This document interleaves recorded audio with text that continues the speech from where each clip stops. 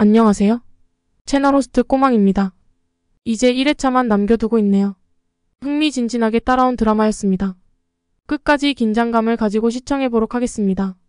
이번 13화는 강빛나가 바엘의 위협 속에서 재판을 연기해야 하는 긴박한 상황으로 시작됩니다.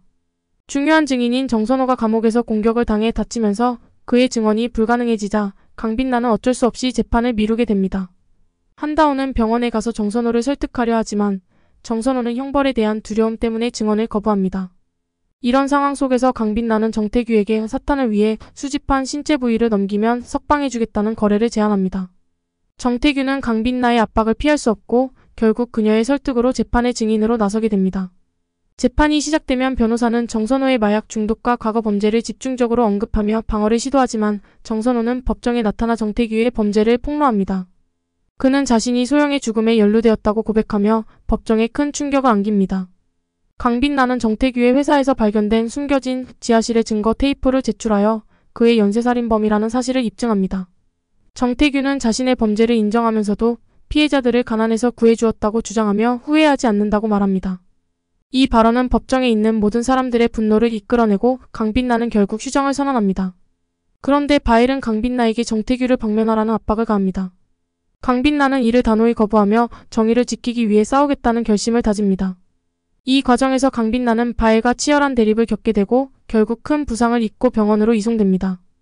이후 한다오는 가족의 기념비를 찾아가 기쁨과 평화를 느끼며 눈물을 흘리는 장면으로 이야기가 마무리됩니다.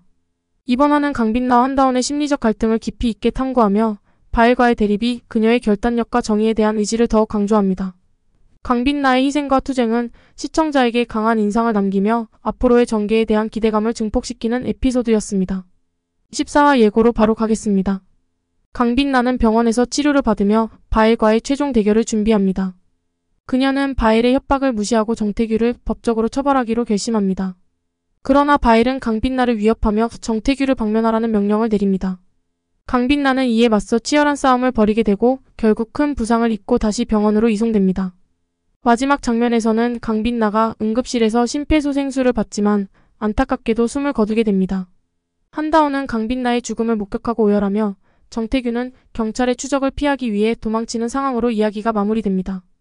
이 모든 과정은 강빛나의 희생과 정의에 대한 의지를 강렬하게 드러내며 시청자에게 깊은 여운을 남깁니다.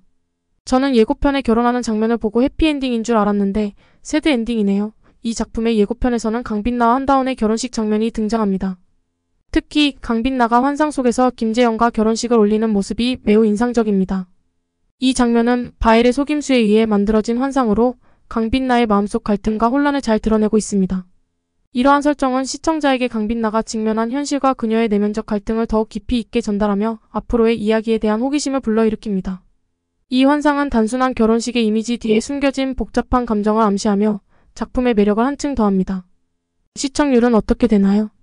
지옥에서 온 판사는 높은 시청률을 기록하며 큰 인기를 끌었습니다. 마지막 회차인 13회에서는 전국 기준으로 11.9%의 시청률을 기록했고 순간 최고 시청률은 15.1%에 달했습니다. 이 드라마는 금토 드라마 중에서도 1위를 차지하며 많은 시청자들의 사랑을 받았습니다. 이러한 인기는 드라마의 뛰어난 스토리와 캐릭터, 그리고 긴장감 넘치는 전개 덕분입니다.